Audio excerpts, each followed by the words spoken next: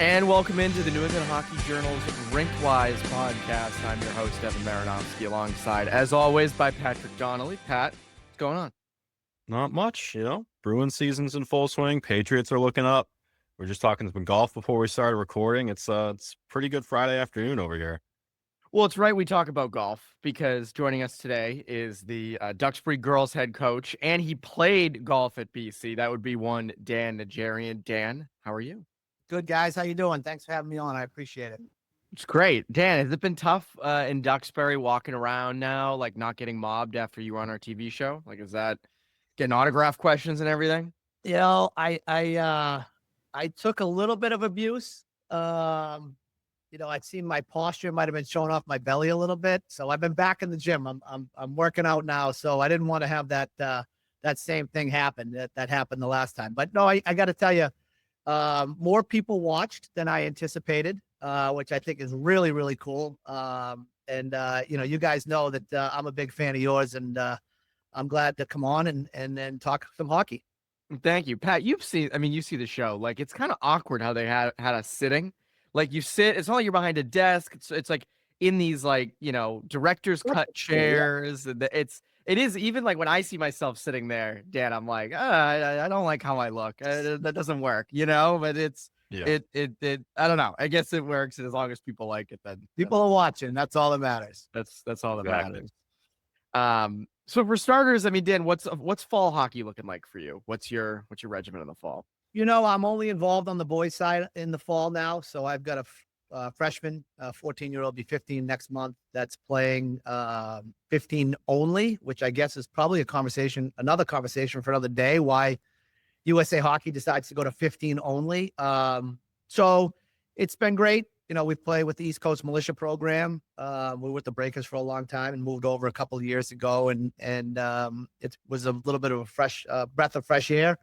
So that's it. I just do that. I do help out with the boys team in Duxbury to help them with some captain's practices and things like that. But that's it. It's not a big push. Back in the day when my daughter was playing and I was coaching two teams, it was a big push in the fall. That sort of moved on, and now we just got the one team gearing up for December 1st.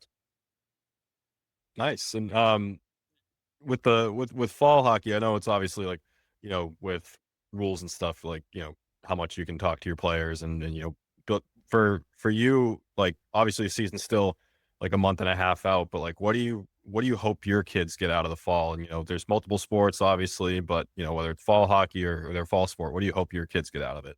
Yeah, there's sort of two answers to that question. There's obviously the hockey answer where you want them in shape or some level of shape as they enter the high school season. I don't think you can replicate, and you guys have done a great job covering sort of the path of fall hockey and where the prep schools have gone with it. You can't really replicate the day in and day out grind of a high school hockey season, whether it's prep hockey or whether it's MIAA, because the kids are on the ice every day. So it's a different level of fitness or conditioning. So you hope that they're sort of keeping their hands fresh, keeping their legs moving a little bit. A lot of my girls on the high school team play multiple sports. So I've got a bunch of soccer players, 3 on the soccer team. I got 5 or 6 that are play on the field hockey team, and they play a lot. They're important parts of those teams, and both teams are having success this year. So really what I'm hoping is stay in touch with hockey. But what I think is really important for them is some of them play different roles on their respective sports, whether it's soccer or field hockey. Maybe they're a superstar field hockey player, or maybe they're a superstar soccer player, or maybe they're not. Maybe they're the backup goalie, or maybe they're the backup midfielder, or whatever it is in soccer. So then they come over to hockey and they are the superstar and they are the captain, or they are the goal scorer. So learning those different roles is something that I like to see these kids gain, whether it's a fall or a spring sport. It's a different perspective when you're not the superstar, right? And you're not relied on to score all the goals or be in the highlight reel or get interviewed by New England Hockey Journal or get interviewed by Hockey Night in Boston, right? You show up and you're a role player. It makes you appreciate the role players when you are the star. And I think that's one thing that we've tried at Duxbury over the years to sort of focus on, like, whatever role you're in, be the best at that role. And that's the role that the team needs you to play. And, the teams that we've had that were successful, like uber successful. And when I say uber successful, I mean, lucky enough to win state championships. I had seniors that had played on the second, first line and that ended up on third lines, and they just accepted that, and that helped us win. Yeah. So this might be a little bit of a loaded question, but you did hint at sort of the conversations Evan and I have had about fall hockey. Oh boy, here we go. where it's going. I can't help but like scratch that itch in my brain of what's your take there? What like calling back to previous episodes and stuff. Yeah. And look, for the majority of kids, play multiple sports, you need multiple seasons. My take is I would rather see a prep school season or a high school season start earlier. And that being said, not have a fall season, right? Let these kids go play soccer, field hockey on the girls' side. I don't necessarily think football would work just because of I'm not advocating for football because of the damage that it does to these kids when they get to the hockey season, but volleyball is another women's sport. Let them have 8 weeks of just that sport, and let's start hockey in November 15th. And maybe do skills session. And this is something that I'm struggling with my son. You do a lot of traveling. We play in that Beast series, which they all play in, right? And we're lucky to have it locally where it is. But like, is it time effective to be traveling and playing 2 or 3 games in a 24-hour period? Is that conducive to these kids' development and their health? So if I had my druthers, I'm sort of a hybrid, right? Move that season up. Let the Cushings and even the Duxburys and whoever get on the ice November 8th. But hey, there is no fall season. Now, anybody that's making money off the fall season is going to hate me for saying that. Yeah. In a perfect world, the utopia, hockey utopia, it's let's have the seasons. Let these kids that want to play soccer or just simply want to work out. And I do love, I actually like what a lot of the prep schools are doing. And I do think it's focused on keeping the kids on campus to be part of that community and part of what's going on there on a Saturday afternoon, whether it's a football game or whether it's a dance or whether it's a homecoming. Like that to me is really great, rather than a kid getting picked up because he's a boarder, right? He's getting picked up by a strange, not a strange family, a teammate's family. They're dragging him along. He's hanging out with the younger sisters, but he's not getting any time at the school. And I feel like that's a void that's being filled by these prep schools that are doing it on campus.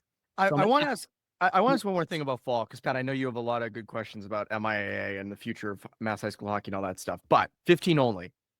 What's your take on that, Dan? I don't love it. And I think what ends up happening, and the B series does a wonderful job of this, organically, there becomes an upper echelon of teams, a middle bag of teams, and then a bottom bag of teams. And as they do the scheduling for these B series events, because the schedule doesn't come out till about the week before, they do a wonderful, wonderful job of getting appropriate matchups. But in Massachusetts, you're limiting who can participate in the state tournament down to 8 teams, right? At 15 all, there's only 8 teams that are going to make the state tournament, where if you're at 16 tier 2, there's another 12 teams. So now you're talking about a potential of 24 programs across tier 1 and tier 2 at the 16U and 14U levels that get to enjoy what I think is the best tournament all year long. And that's the state tournament. It's got all of the markings of a big time event that, Mass hockey puts on, and all of the bells and whistles. And it's centrally located, whether it's at Lovell or whether it's at Marlboro. It's amazing on the girls' side. It's amazing on the boys' side. And to take that away from some of these kids, because you're only having 8 teams in at 15-0. And again, like I said, B series, they end up breaking it down anyway for you. And the EHF does it too, right? They have elite, platinum, and upper gold, and E9 has E9 and BHL. So like, it's happening all over the place. Why would it just go away at U15? I don't know the answer to that. Yeah. And there's also like another can of worms you can get into about, playing against only your age group. And that's when you get into the high school season stuff. But like you said, that the state tournament, especially on the girls' side, they really care. And a lot of coaches, like, whether it's in our survey or whatnot, all like talk a lot about like getting all the best players in the same place at one time. And Yeah. that's when you get it. And it's really high quality hockey. Yeah, and you're seeing it more and more on the girls' side with CPC, and NEGHL is starting to do some showcases or whatever you want to call them, where they have 6 or 8 teams playing on a Sunday afternoon in the same rink, and coaches can go watch. And I think that's a great idea. Yeah. So main event here, I guess, is just kind of broadly picking your brain about MIAA hockey, girls, boys. But kind of like we mentioned before the start of the show, calling back to, we did a story back in January, February on Caroline Doherty, Hingham Star. She's post-grad at Wilson this year, Holy Cross, just for the listeners. But it's her story in a vacuum is awesome, but I think there's some bigger picture stuff you can get into about the MIAA, and we kind of talked about that, me and you, back in January. But I guess sort of off the hop, starting with all that, also a bit of a loaded question, but in your eyes, what's sort of the state of just girls MIAA hockey right now? I think it's as strong as it's ever been. And I think it acts much like the prep school, boys prep school acts for the juniors, as sort of a stopping ground. And because I think you're seeing girls that come 1-2 years, maybe a third year in some cases, and then they go on to prep school, which is kind of, I don't want to call it juniors for the girls, but that's the next stop before they go to high school, right? You're still seeing girls matriculate from ISL schools and NEPSAC schools directly to college and being effective.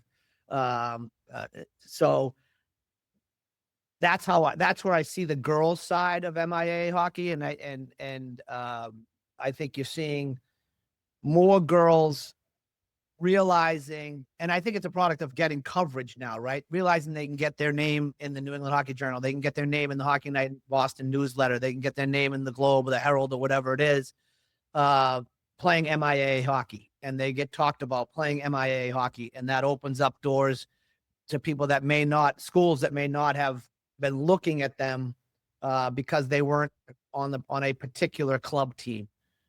Whether it be the Wizards or the Assabets or the Islanders or whoever's getting the looks that particular year. So I think it's MIAA hockey is serving two wonderful, wonderful purposes. It's a unbelievable, in my opinion, unbelievable development league on the boys and girls side for the underclassmen. You saw it with the kid Jackson Fleming at CM, the 8th grader, who's now going to be a 9th grader, a complete stud, right? What a place for him to develop and be the man at 8th grade. Now, when he goes on, if he goes on to somewhere else, he's going to have that experience. You saw it with some of the other young freshmen that maybe played at St. Mary's of Lynn on the girls' side that had incredible success, took their team to the state championship in 2024, went on to have incredible success at prep school. So it's an incredible development league for those that want to go on and play at the prep level.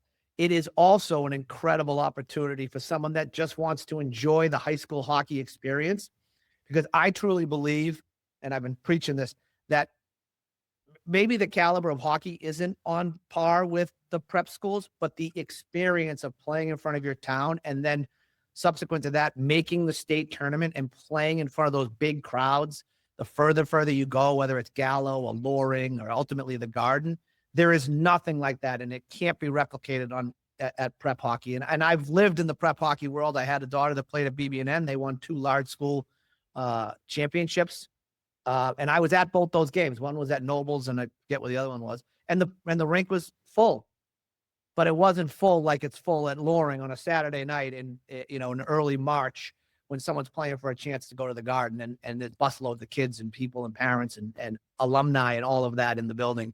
So it's properly positioned. MIAA hockey, at least on the girls' side, is properly positioned to develop the players to take the next step that want to play after high school.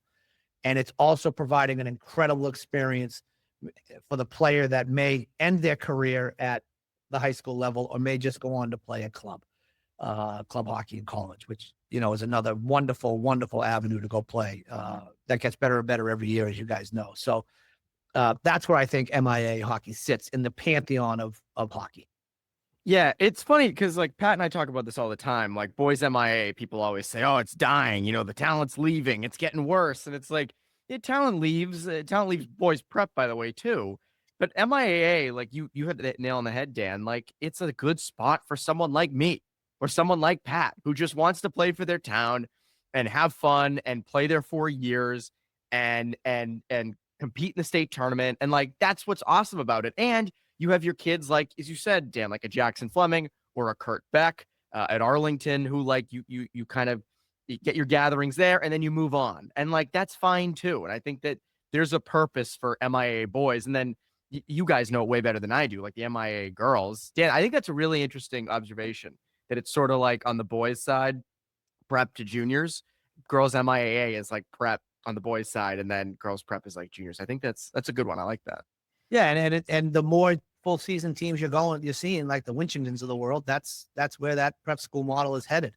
You know, I think Dexter's probably headed in that direction at some point. And it's just, and then, you're competing with the Lovell Academies of the world, the Nahas of the world on the girls' side that are sort of that full season grind. And MIAA, yeah, it's a grind, but it's a different type of grind. You're skating at a rink that's in your backyard. You're home at 5:00. You're sleeping in your own bed. You're having homemade meals, right? It's a different type of grind. You're not traveling all over the world all over the country to play in these games. So it's, I did a skate for a bunch of young girls in Duxbury, the 4th through 7th graders. And I had a bunch of girls come back that had played at different levels and had been at different places. I had Ayla Abbin, who's at Amherst. I had Kylie Erickson, who was a senior at Boston College at that time. I had Maddie Greenwood, who was finishing up her year at Phillips Andover. And then I had some girls that just stopped playing after high school and either played club. One played club at Assumption.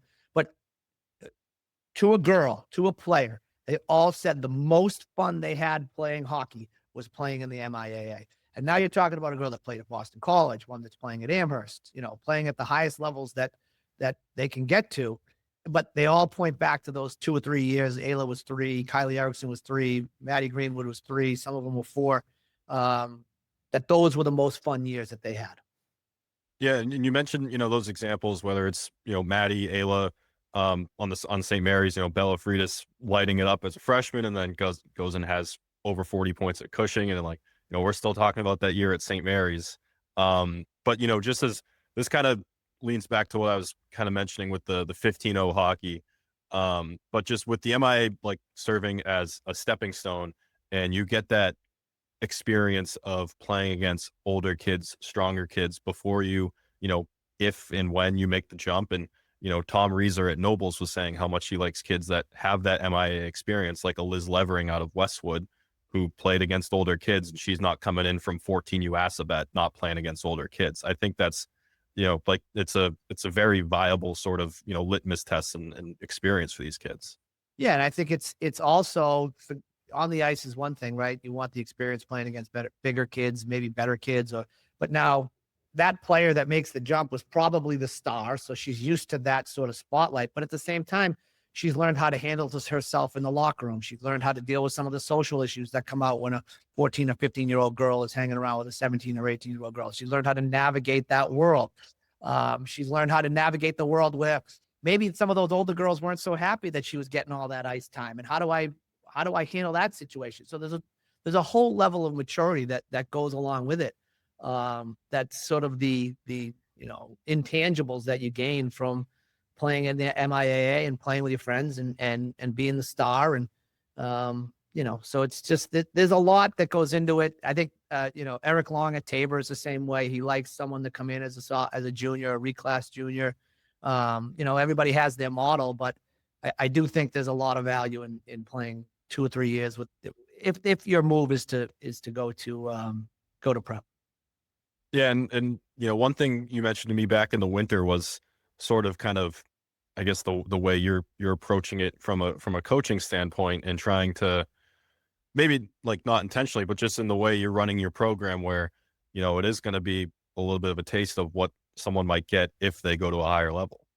Yeah, and we're super lucky in Duxbury that we have such a wonderful relationship with the Bog Ice Arena. We have our own locker room and we do our own film sessions. And so, yeah, we're running it as close to a prep school, college hockey program as we can possibly run it without, with these kids that go home and stay in their own beds. But look, at the end of the day, I'm a teacher, right? I'm part of the Duxbury school system, and my job is to get these kids to be as successful in life as they can possibly be. And if that means that they need to go away to another school to get different life experiences, then I'm going to help you get there. Winning 2 or 3 more games the following year is not more important than seeing a Maddie Greenwood, an Ayla Ab, and a Kylie Erickson, or whoever it may be, have success at the next level. And if that means you've got to go away, then you go away. And I've written, and I bet there's a million MIAA coaches that would say the same thing, that they've written a million recommendations for kids to go to private schools, at the quote unquote cost of their own team. But that's not, that kid's going to remember, hey, that guy helped me out, and what happens is, and I've experienced it, is, hey, if you go to Duxbury High, that coaching staff will help you get to the next level. So don't be afraid to go there for a couple of years. This is what they did for my daughter when she came through. They weren't trying to, because once they start talking about you holding their kid back, no parent is going to send their son or daughter, whether it's MIAA, prep, whatever it is, where the message is, hey, we're going to hold you back so that we can win 21 games instead of 19 games. You're not going to make any friends. And you're not going to have any success. So it's like, hey, if your path is to go prep, your path is to go prep. I'm not going to get in the way. In fact, I'll help you. I'll advise you. I'll tell you, this is a good one. This is a bad one. This is a fit for you. This isn't a fit for you, based on my experience. And at the same time, maybe you're too young to go. We'll have those conversations. So I just want to be an advocate. And I think every MIAA coach, and I have this conversation with Mike Flaherty a lot. I do think that as a whole, the MIAA coaches are the best coaches of the bunches, right? Whether it's prep school, whether it's juniors, whatever it is, as a whole, the MIAA coaches are the best coaches. And I think because they have an understanding of the reality is they're not really looking to go anywhere else. I'm not looking to go anywhere else. And I think that helps to just establish yourself as this stop along the way, whether it's a 4-year stop, a 2-year stop, or a 3-year stop. That's okay. We're going to do the best we can to get you to the next level. And I think that's what that MIAA coaches, most of the MIAA coaches have that type of mindset.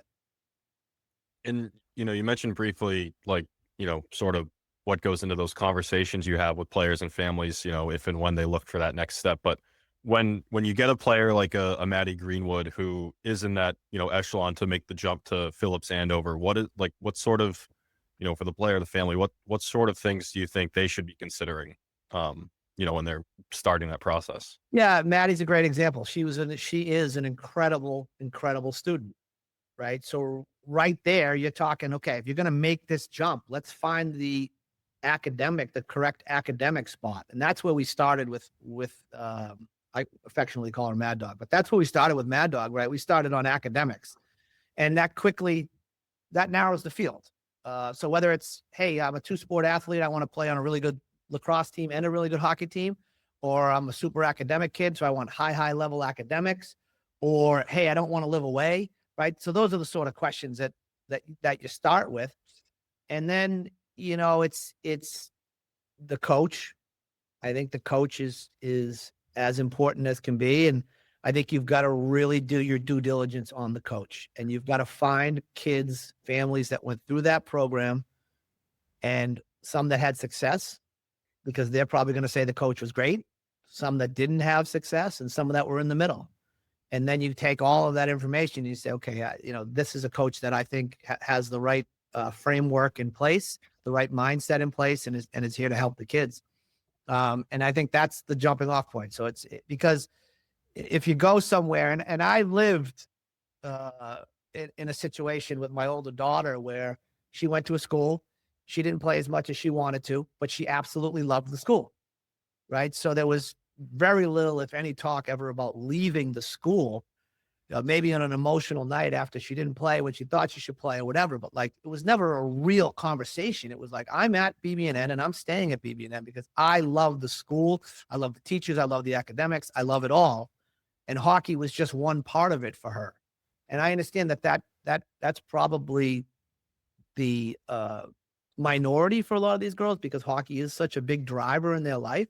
So it's super important to make sure that if the driver is hockey, that you've got a coach that you respect, that's going to respect you, that you can approach, that you can have meaningful conversations with about, and truthful conversations about where you stand in the pantheon of that team and that structure. Because, you guys know at the prep level, you could put up 30 points one year, and then all of a sudden you turn around and there's 3 new kids coming in and you've got knocked down down the depth chart.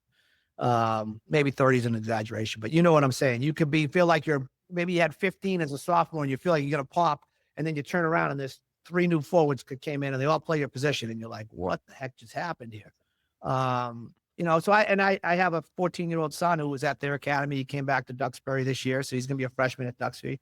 If he's lucky enough to make the team and he's lucky enough to have a good career, what I said to him was, hey, look, if someone comes knocking, we'll entertain the conversation about you potentially going somewhere else. But you've got to prove at the MIAA level that you are outstanding so that when you walk on the campus, maybe you go back to Thayer, which is where I graduated from. Maybe you go to Milton Academy. Maybe you go to Williston. I don't know, right? Whatever. I'm just throwing out some schools. You're the man.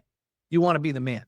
Walking in that door like, hey, this guy's going to come. He's going to help our team. He's a top 6 forward or a top 4 defenseman, and off we go. And so playing time, coach, and the overall academics, to me, that's sort of where I start with the girls. When I first started, John Missouri had said to me, there have not been, he's like, I don't know of any kids who left the MIAA without a college commitment or a ton of college interest or a ton of interest in general, went to prep, manufactured a ton of it there, and then got their commits later. He's like, I don't know of anybody. I remember thinking like, oh, that's just John being John. Like, that, he's advocating for the MIAA. Good for him.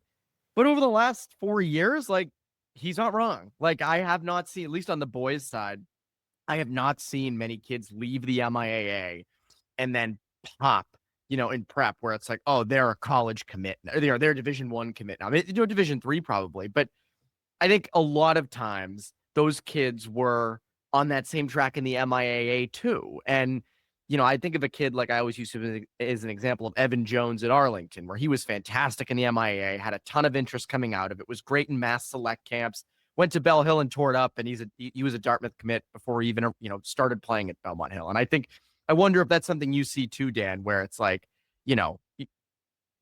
sometimes going to prep doesn't drastically alter your hockey path the way I think some people might think it does. And that's not a put down on prep.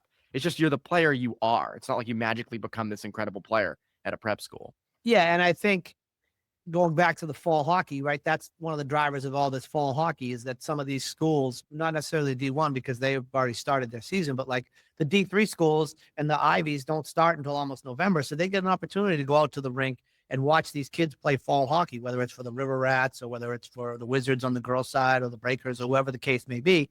They're getting their looks. So where they play come December 1st, I don't want to say is inconsequential because it's not, but they would have already gotten their looks playing in the B series or playing in the Wizards showcase or playing in the Columbus Day tournament. The Wizards just have they're getting their looks, and they're also getting their looks, in the summer, whether it's being at a mass select camp or a US select camp, whatever the case may be. So, because they're not getting there's not a ton of college scouts that can get out during the season. Like college coach, the D3 schools that don't have huge budgets that can't just send a guy out to go look at players while the season's going on. They're wearing 2 and 3 hats.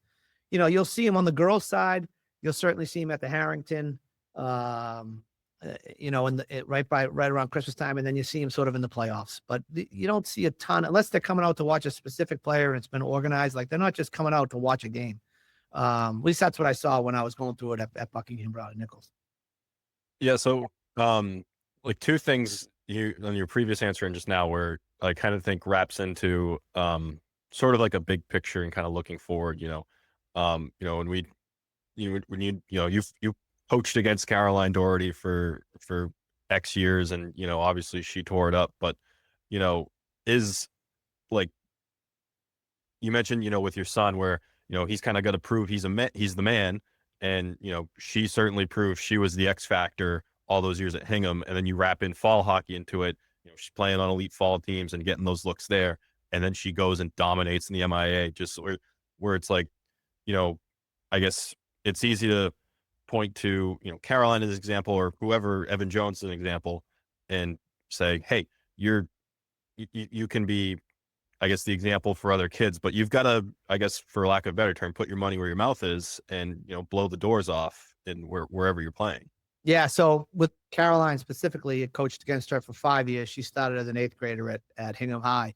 But I also coached Caroline from the U12 all the way up to U19 until she made the switch to Spitfires. I coached her at the Breakers, so very familiar with Caroline. And I think she was a little bit of a unicorn in the sense that she wanted to stay. And I'm sure she had a ton of people banging down her door for her to go. But she did put her money where her mouth is, right? She went to the MIAA and just absolutely dominated. And, for me, those kids are, she's sort of a 1 in a million. I don't know the kid on the boys' side. She's a 1 in a million as far as the numbers that she put up, but like there's a lot of productive hockey players in the MIAA that could easily make the jump over to the prep league if they wanted to. And I do think that they get overlooked when it comes to the recruitment trail, these little diamonds in the rough that no one's looking at because they're not at Nobles, or they're not at Williston, or they're not at some other school where, that's where that's where the proven recruiting ground is. Well, we'll go look at a kid that's playing for Malden Catholic that plays a brutal schedule in the MIAA and plays 40 minutes and 30 minutes a night and puts up decent numbers, but you don't see all the little things she does on day in and day out. Go watch a kid from Duxbury, same thing, right? That's, there's a girl, CC Flynn for Hingham, right? Defenseman. She's not going to put up huge numbers, but she's so steady back there. She could absolutely go play in the NESCAC, right? I have girls on my team, Addie Harrington. She's going to probably, hopefully get to 100 points this year. She's a big, tall kid that could probably play in the NESCAC, but they don't get the looks at the MIAA because for some reason these coaches just like, we're not going to go down there. And I'm not saying you come to, look at the end of the day, there are some lower level MIAA girls hockey teams, right? Just like there are on the boys side, but come to a playoff game or come to, selfish pump here. We have the Tenny Cup where we've got probably the top players in the MIAA. Come to the Bog, come down to the Bog and watch 3 or 4 games. Watch a girl play 2 nights in a row, so you can see what she's all about. Like that's a recruiting opportunity that I think a lot of these schools are missing, especially on at the D3 level. And I've been a huge advocate over the last 2 years of club hockey on the girls' side. I think it's I went to watch it. My daughter Annabelle sophomore year, I think it was at Marlboro. One of those years, it was the national championships, club national championships were at Marlboro, and I went out and watched, and I was blown away. And that's when I realized, like, this is a real opportunity for these kids. And Duxbury now, we had a girl play at Assumption. We've got one playing at Sacred Heart. We've got one playing at Providence. We have one playing at Boston College, all playing club hockey, continuing their career, but also enjoying the college experience. They're not a hockey player from 7 a.m. to 7 p.m. They can go be a hockey player, then they can be a student, then they can be a friend, then they can go maybe do something else, some other club. But the MIAA is getting overlooked for all of those girls, and there's a whole bunch of them. So if there's any college coaches listening, come watch these girls play. Don't just say, oh, it's MIAA girls hockey, we're not going to go watch them play. Go watch them play. And you'll see that they're good, smart, sound hockey players that can help your program. Yeah, and especially the Tenny Cup's a great example, because we mentioned like getting teams in one place with all the best players, and like Christmas break is an easy time, or not easy time for these coaches, but it's a freer schedule a little bit. Yep. And you got you guys, MC, Hingham, NDA, all the heavy hitters. Archie. Yeah. Bishop. And the overlooked part is interesting, because I like, just anecdotally as an example here, I think of someone like a Jen Birolini, who lights up Pembroke for 3 years. She repeats at Tabor as a junior, leads them in goals, leads them in points, and she's going into her senior year now with, I believe, still uncommitted last I checked. Yeah, and Jen's another one that I coached for a long, long time at the Breakers. So super familiar with her, and obviously coached against her when she was at Pembroke. But she's a perfect example of a kid that is being overlooked for what reason, I don't know. But she's a girl that just knows how to score goals, and she honed that skill in the MIAA in the 8th grade when Coach Flynn said, "You're the man. You got to go out there and score goals." And Jen was like, "Well, I better figure this out," as a 13, 14-year-old kid, and she did. And she's been scoring. She had been scoring goals from U10 all the way up. But like now you're playing in front of her hometown, and you guys know Pembroke's got a lot of civic pride. They show up in Hobmock Rink for boys and girls games, and she took the bull by the horns and scored a gazillion goals. But that's the perfect example of a girl who in the 8th grade was like, "Hey, get out there. You're the man. Go do it." And she did it.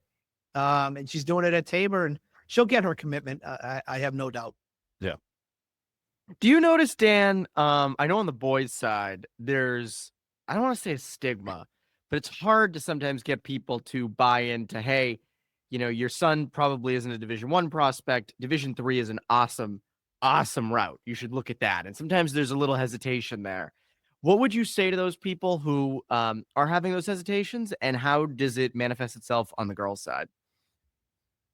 Yeah, it's funny because at least the girls that I have, most of the girls that I have in Duxbury and the girls that I talk to, whether it's when I coach the Breakers, they're pretty driven kids, right? And so academics are uber important for them, right? So you got the Division I bucket, right? That's the dream, from Stonehill all the way up to Wisconsin or whoever's the best right now on the girls' side, Minnesota, right?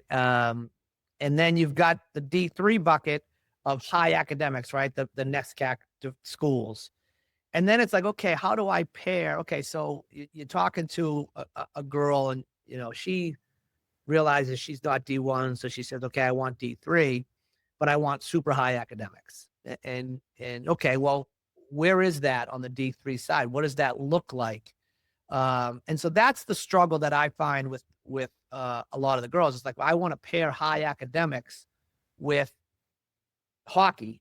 And a lot of times those high academics are either NESCAC, which to me is a borderline D1 league, right? Those on the girls' side, those girls are excellent hockey players. And then a lot of the high academic schools are D1, whether it's the Ivies or these high-end publics now, or the Michigans of the world, the Georgias of the world. Like, so how do you find a common ground where you can play hockey and get high academics? Because at the end of the day, everyone's gonna have to go to work someday, and you want that education. Well, club hockey is the perfect answer. So the shift hasn't necessarily been from, okay, if you're a D1 kid, you're a D1 kid, let's get you a D1 scholarship, right? And I don't see a ton of that at Duxbury. Those girls tend to leave, right? Whether it's Kylie Erickson, Kate McDermott, Delaney Williams over the course of the last handful of years. Okay, now let's look at now you're a D3 kid. This is what hockey looks like in the D3 world, but you want to pair it with high-end academics, or maybe you want a big school because you want to go to football games on Saturdays, and you want to go to an SEC school, or you want to go to, my daughter's at Southern Methodist down in Dallas. You want to go where there's 60,000 people on a Saturday and it's on television, and NFL game day, ESPN game day is there, right? You want that, or maybe you want the sororities, or maybe you want warm weather, right? All of those things. Okay, well, how do you play hockey with that? Well, now you got the club hockey option. And I think the club hockey, the D1 is, while it's out of reach for the majority of girls, the high-end D3 is towing that line of being sort of the 1%ers in the hockey world.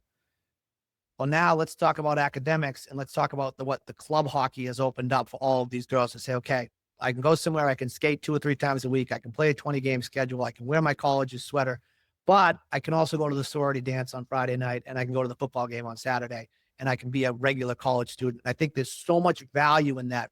That's the message that I'm trying to get across to the kid, that, okay, I'm giving up on the D1 dream. Let's look to D3. Well, maybe these schools don't fit my academic profile, but these do. Okay, do they have a club program? I'm talking to a senior that I have now. Okay, do they have a club program? You've identified these high-end schools. Do they have a club program? And what does that club program look like? What's the coach look like? Is it a real program? Because some of them are real. I don't want to say real. That's the wrong word. Some of them are more intense than others, right? Some of them are sort of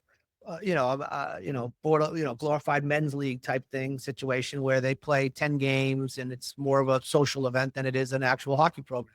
You look at a team like Providence College. Duxbury's got a girl, Maeve Gallagher, who played for me last year. She's playing at Providence. That's a heavy lift. That's practices 3 or 4 times a week, 20 games. They go to nationals. Like, that's an incredible experience. And the other uphill battle that I see in the MIAA with these girls is they have such an incredible time playing MIAA hockey that hockey at the next level can't compare. It's just not as fun. That's the message that I get back. It's like, this was the most fun that I had, whether they go to prep school and then go on. But like, again, it goes back to that meeting that I had or that event I had. It's just like, this is the most fun I have playing hockey. Yeah, club is huge, and I hear it on the boys' side all the time in terms of parents realizing, even with junior hockey now with boys, it's like, even to play Division III, you got to go a year, 2, 3 years often of juniors before starting Division III. A lot of kids are like, screw it, I just want to play club hockey at a big school and have a great time and have a social, have a regular kind of college experience. I think on the boys' side, that's happening more and more. So I played in the Thayer Academy alumni game on the day after Christmas this past year. And so I walk in the room and I go in the locker room, and I just happened to duck into the first locker room at Thayer, and it was all the young kids, like recently graduated, like guys that I went to school with. Kids were in there getting dressed that had gone to Thayer. And anyway, they all had their different gear on, St. Mike's, Assumption, bunch of different colleges. And there was one kid in the corner, and I can't think of his name, but he had Old Miss on. He had a bunch of Old Miss gear on. And and what I thought, I didn't say a word because I was so old, but what I thought was so telling was his description of his college hockey experience was so positive and so different than others were talking about the grind of playing at Assumption or the grind of playing at St. Mike's and being in and out of the lineup or not in the lineup. Am I in the lineup? He was like, yeah, I'm always in the lineup. The rink's always packed. We play on Friday nights. I go to the football game on Saturday. We play again on Sunday. We go to all the big games. It's amazing. And they were all like, that sounds awesome. That sounds awesome. And I was struck by how much fun he was having. Pat, I feel like we've covered everything in this. And now it's time for the famous overtime with our great producer, David Yaz. Overtime. Yes, it's time for overtime. For the first time in RinkWise Podcast history, the guest has threatened me with physical violence if he didn't get to do overtime. Okay, that's not exactly what happened, but we love the enthusiasm, Dan. We're glad you came to play. Yep. 3 questions for our panel, all of our panelists here. They're all unprepared for these questions. Dan, you're the guest. You get to go first. First question: what do you remember about your very first hockey injury? Your very first hockey injury. What might you remember that? I don't know if you were 4 years old or 14 years old or whatever. I was lucky enough to make it all the way through to men's league. And then I was playing men's league. I just started dating my now wife. So call it 2000. So I was probably 24 years old, 25 years old. I was playing at the Canton Ice House, and my own teammate knocked out my front tooth. Oh. And it was 2 days before Christmas. And I remember going to the locker room and saying, I can't go home to my mother's house missing this tooth. And we had a teammate, kid's last name was Sylvia, who was at the Tufts dental school at the time. And he said, come to the dental school tomorrow and I'll fix your tooth. And that tooth stayed in. He fixed it. He was terrible. There was blood all over me. But that tooth stayed in my mouth. That fake tooth stayed in my mouth until about 20 years later. All right. Yeah. Well, Wow. Yeah. They made a song about wanting 2 front teeth for Christmas. Isn't there? Yeah. Yes. Well, that's a great one. I don't know how you topped that, but Pat, why don't you go next? What do you remember about your first hockey injury? That's tough to follow. I broke my arm in 8th grade. I was always kind of like, I wasn't like super tall or anything, but I was like, Tall for your age. Tall for my age-ish. And I was like never as physical as I should be in bantams, but like you're just starting hitting and stuff. And it was one night I was like, all right, I'm going to like actually try and be physical tonight. And I get a kid lined up, like kind of top of the offensive zone. and it was like slow motion. It wasn't even a big contact or anything, and my arm just snapped like a toothpick, and down I went. And like we're in the locker room after, like everyone's like, "Oh, it's just a stinger," and my dad always tells me how like I was like green as they're like grabbing my arm. "Oh, it's just a stinger," and we get in the car. He's like, "We need to go to the hospital." I was like, "Yeah, we got to go." Yeah. So for some reason, it maybe even is better if it's a clean break, because then at least you know, and you don't have to have 10 different people telling you, oh, it's a sprain, oh, it's a whatever. I broke my arm once sliding into home in baseball, and I looked up at my coach. I said, "I broke my arm, coach." And he said, "Are you sure, David?" And I said, "Yep, it doesn't bend this way normally." It was gross, but I loved it, man, because I'm tough. Anyway, yeah. Evan, Evan, your thoughts. First hockey injury. First hockey injury, I was diving to block a shot, and they blew the whistle midway through me diving, and I landed straight on my thumb and broke it. So I was diving to block a shot that would never have counted, and I broke my thumb. So that was Did the guy get the shot off? Did you at least block it? I don't remember. I think it like he must have fanned on it or didn't shoot it, because it was like I was midair when like to block it when the whistle went off, so maybe he didn't shoot it. I don't remember what happened, but Like a full Superman dive. yeah, it was. I was like out there, like I'm like I gotta block this, and I just like chiseled my thumb. It was great. It was great. Yeah, well, that's okay. I was out at home plate, so just to literally add insult to injury. All right, question number 2. This time we'll start with Evan. Give me an unwritten rule about the game of hockey. They say there are unwritten rules. It's hard to find because they're not written down anywhere. Evan, give us an unwritten rule about the sport of hockey, one that you believe in, if possible. Oh, I guess this goes in line with what I just said. Don't shoot the puck after the whistle. Like that's like, even if it's like just over the line and they blow it a little late off sides, you're going to take that shot, put it, pass it wide or something. And it's hard. You're in the moment. You're locked in.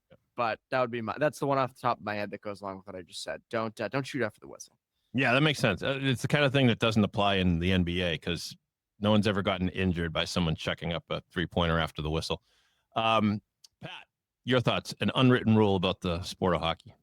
I guess we'll call it about the sport of hockey when you're like graduated college and over 21 and playing a men's league, but don't be a tool. Don't be an idiot. Great one. I had men's league last night in Revere, and one guy on the other team like just took a little chop at one of our guys' skates on the way by, and then we have one kid in his ear down the ice, and it's like, oh boy, here we go. And some kid takes a cross-checking penalty, and he's chirping the ref, or I was kind of following up.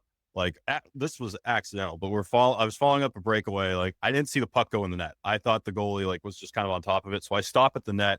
I accidentally snow the guy, and he's just staring at me. I'm like, oh my God, we're just adding fuel to the fire now. But yeah, don't be an idiot in men's league. Just we all got to go to work in the morning, right? We like Dan. We don't want to be missing teeth. That's yeah. Dan, your turn. Unwritten rule about hockey. So I would say this is from my coaching